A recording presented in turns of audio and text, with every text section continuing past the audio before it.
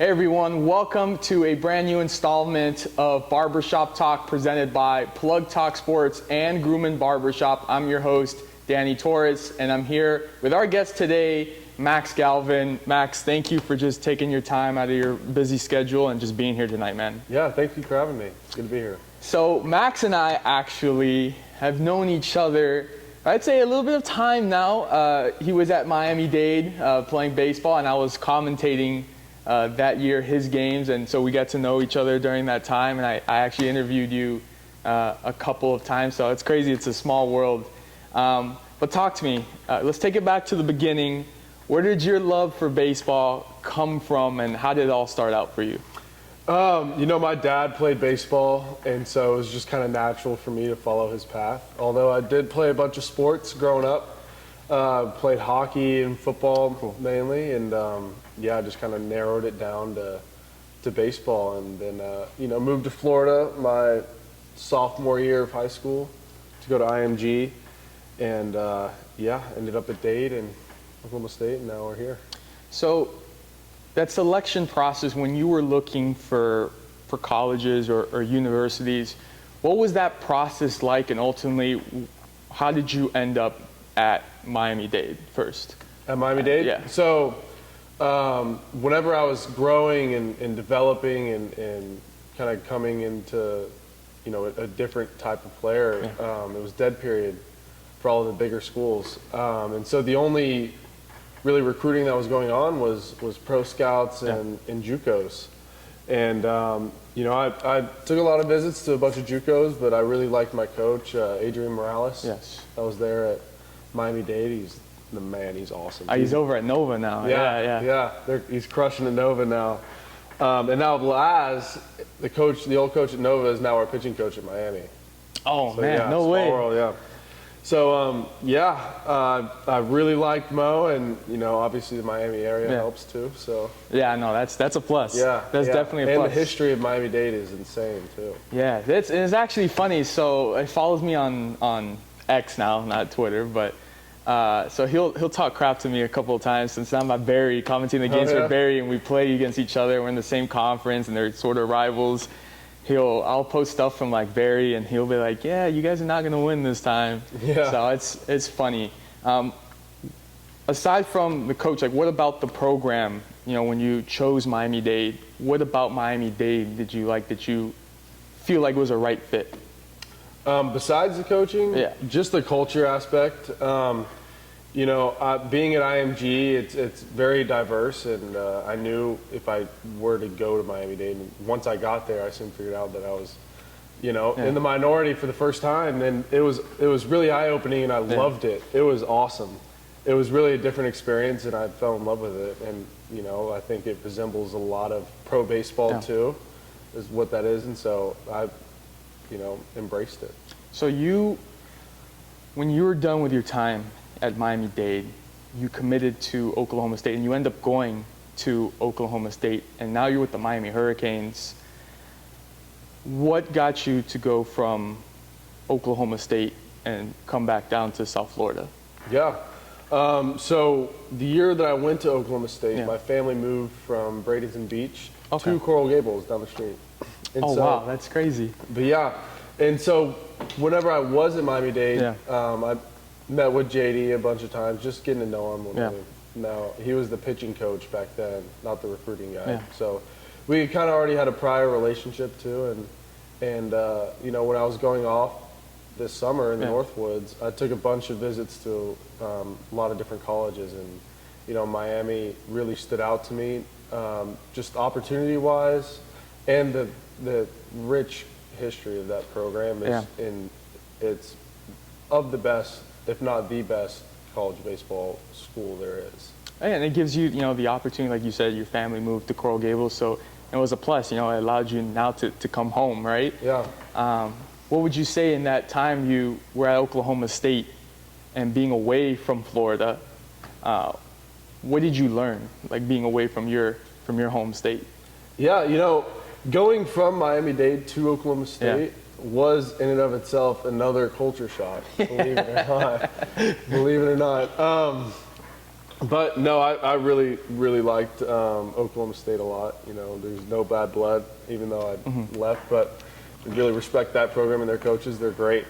But I'm just super happy and excited to be at Miami. Yeah.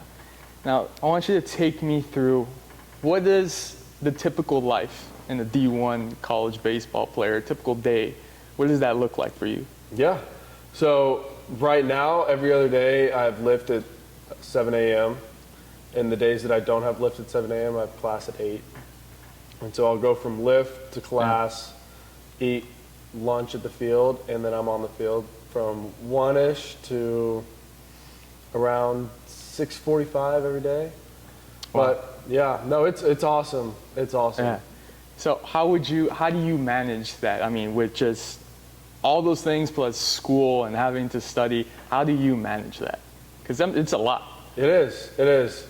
You know, for me, what I've learned is just control what you can control and just put everything else, you know, out of your head. And so, you know, I make lists, a lot of lists too. And so I just kind of go down and knock out what I need to do for the day. And then it's usually a lot of the same stuff, if I'm being honest. So it makes it easier. Now, what is the difference between your training during season or in the off season? What is the difference between those two? Yeah. So we actually have a new strength coach. Okay. Nick Soto. He is the man. Like, I put on 12 pounds of muscle since I showed up on campus at Miami so far. You know, in the off season, the fall, technically, we'll do heavy lifting for a lot of reps, just trying to pack on muscle and speed and being explosive, like being just the best athlete you can. And then now that we're going into the season, we're still doing those, but not at the same volume. Okay. So we're just kind of going into maintenance mode and just kind of maintaining what we've built in the fall. Okay. Yeah. How would you say that you mentally prepare before a game? Before a game, I like to clear my head. Like I like to play like loose and free, just because that's what allows me to, you know, play the best of my ability. Yeah. But I like to not worrying about anything. Yeah, nothing, like, clear mind. Yeah, clear mind. Like nothing's nagging me. So listen to a lot of music before games and a lot of deep breaths, especially before and during an at bat. Yeah. But yeah. Aside from how far you can hit a baseball, which I saw, is your walk-up song still Down with the Sickness? It was up until I just changed it yesterday. Oh, man. I just changed it yesterday for the first time in like 3 years, yeah. I still remember it. Even in pivotal moments where everyone's getting kind of hyped and, you know, you need a hit, and that song came on, I was like, oh, it's over for these people, man. Max is coming up. That song is on. Yeah. It's all over for that other team. Yeah. Man, you should have kept it. You think so? Yeah, man, you should have kept. Where did you switch it to? Kalibara 2008. You know that one? I do. Man, I don't know. It's tough. It's tough. It is tough. I was either thinking that or some Biggie, maybe.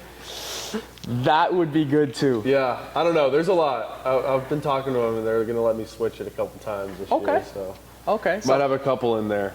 We'll coordinate. If I go out to a Miami Hurricanes game this year, I'm sure I will to go check you out, man. That day we'll have Down with the Sickness, hopefully. Yeah, hopefully. How do you feel that you've evolved as a player since your freshman year? Since my freshman year? Yeah. Besides, you know, getting bigger, faster, stronger, you know, I think the amount of reps that I got super early as a freshman and as a sophomore at Miami-Dade helped me tremendously. I think I played around 100 games at Miami-Dade. Yeah. And just the amount of pitches that I saw and like the innings I played in the outfield, and you know, my baseball IQ skyrocketed. Yeah. You know, your feel for the game really comes with that too. You know, I learned a lot about myself and about my swing too. Like if you're not making adjustments with your swing, you're really not getting better at all. Yeah. Because there's always something you can do. Like my swing now looks completely different than it did at the start of the summer. Yeah. Or like at Miami-Dade. not like that's a bad thing. It's just like, figuring out what works. And you're evolving. Exactly. Yeah. Exactly. So you mentioned, Miami's got a rich history, and not only just the school, I think just the city in general has a rich history in baseball. What is the culture like now being a player in that locker room for the Hurricanes?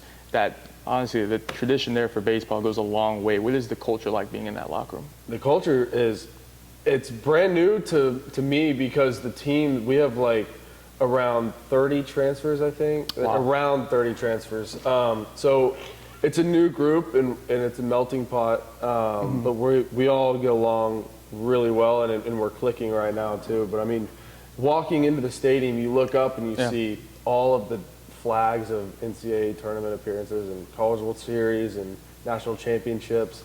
It gets real. Yeah. You know what I mean? It's real. Have you guys gotten a visit yet from A-Rod?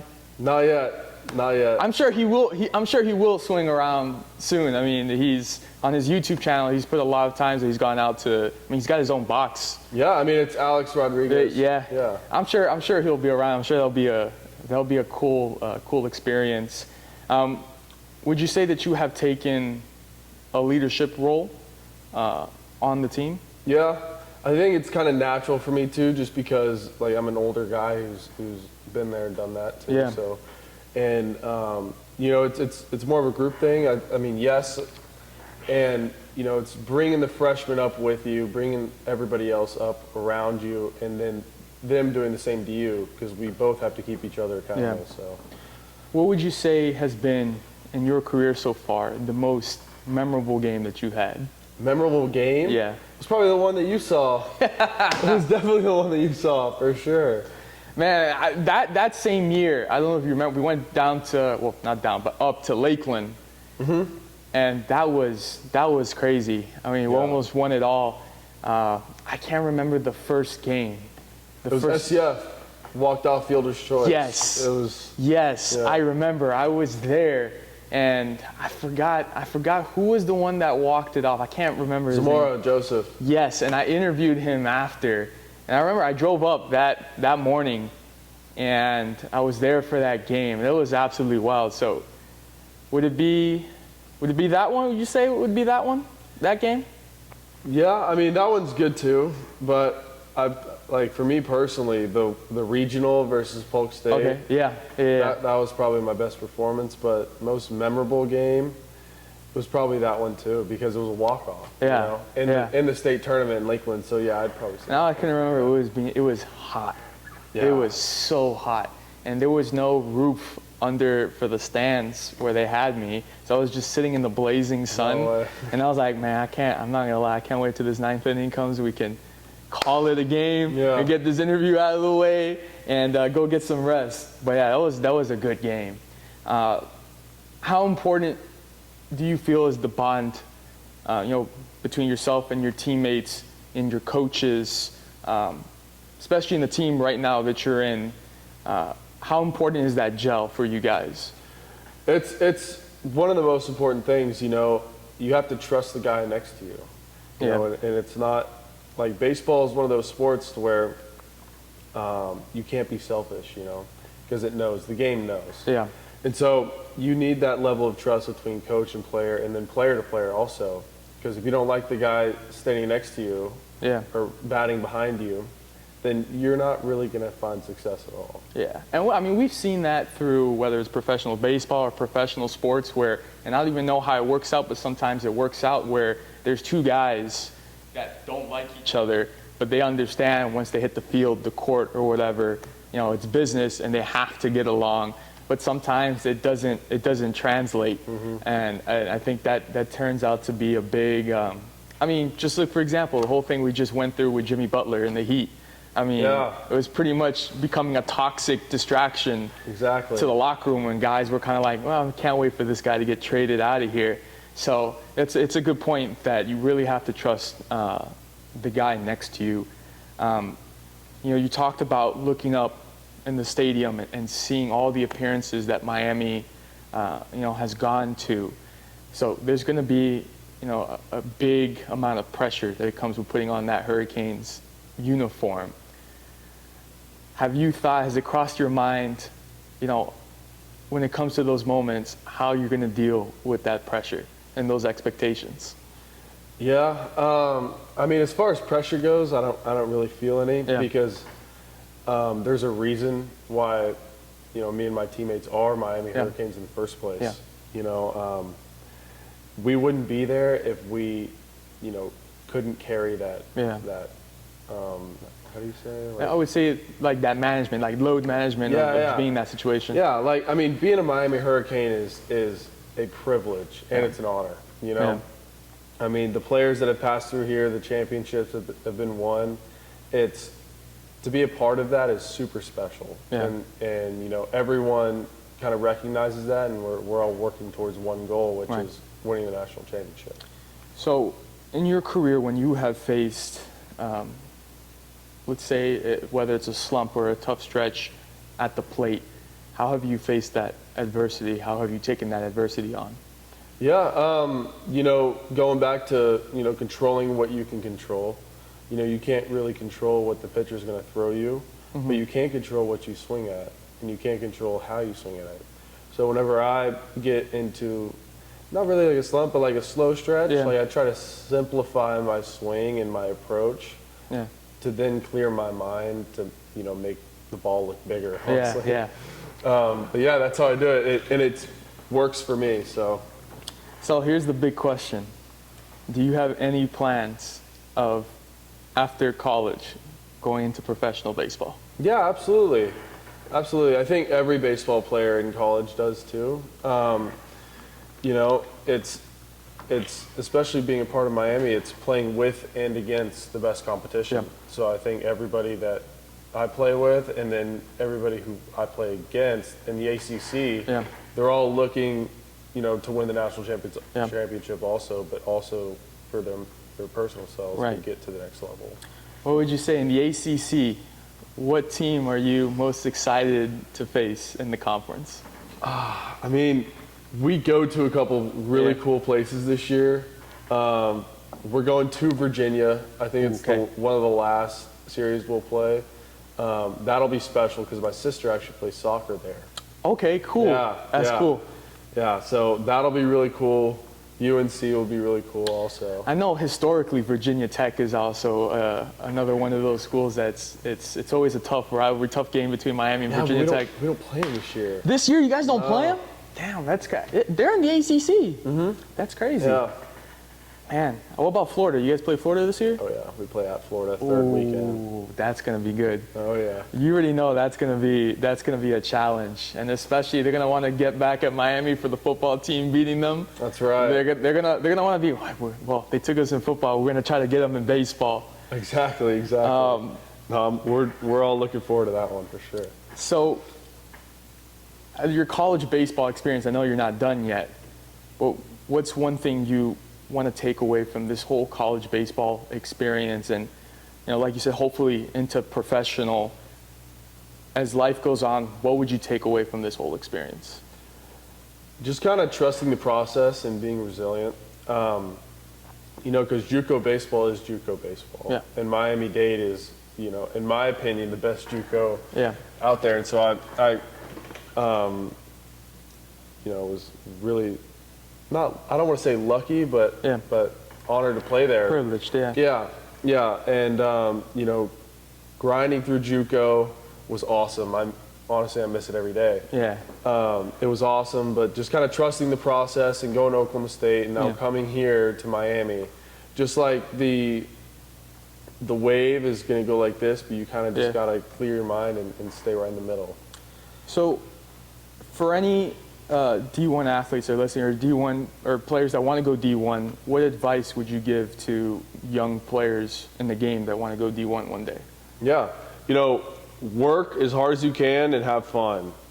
That's my advice for sure. Because as soon as you stop having fun, then there's really no. It becomes like a job, and it's just like, well, I'm just showing up to work. What's one thing, and this goes back to the days of Oklahoma State. What's one thing that you didn't know about D1 that you wish someone had told you that you now know?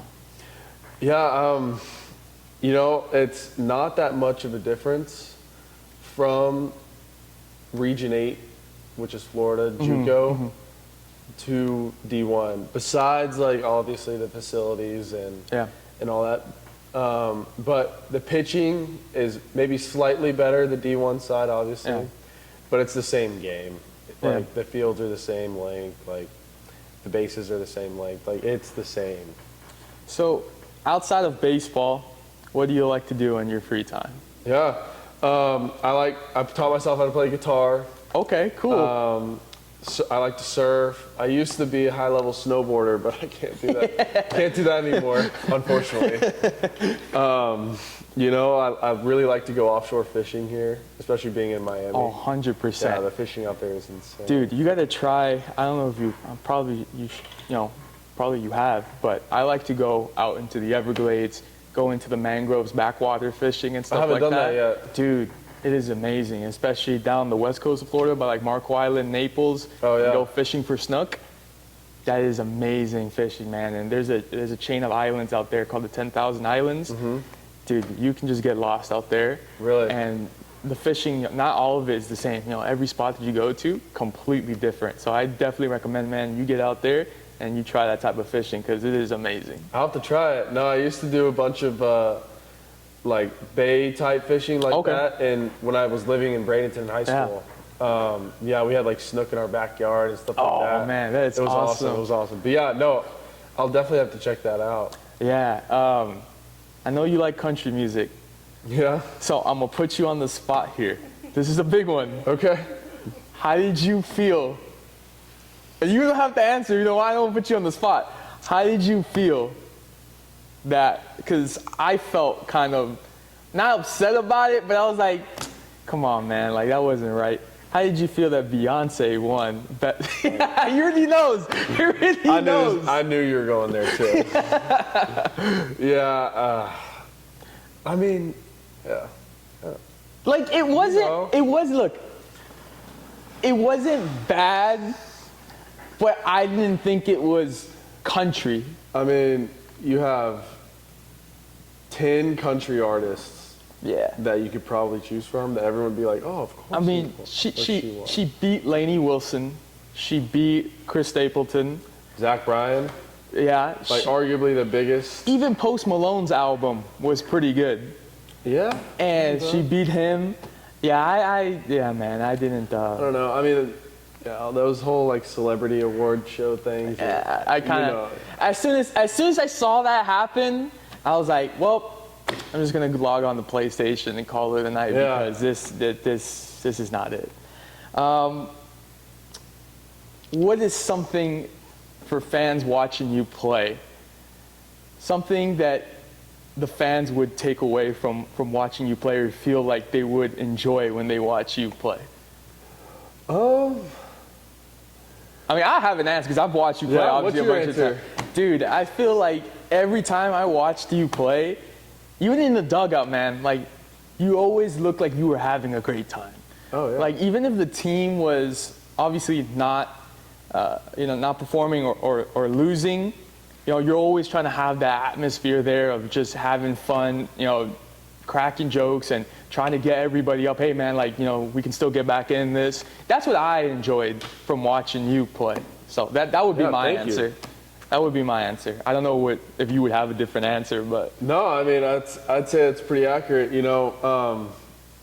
Because as soon as you like start to get down on yourself, whatever, you're just digging yourself a hole.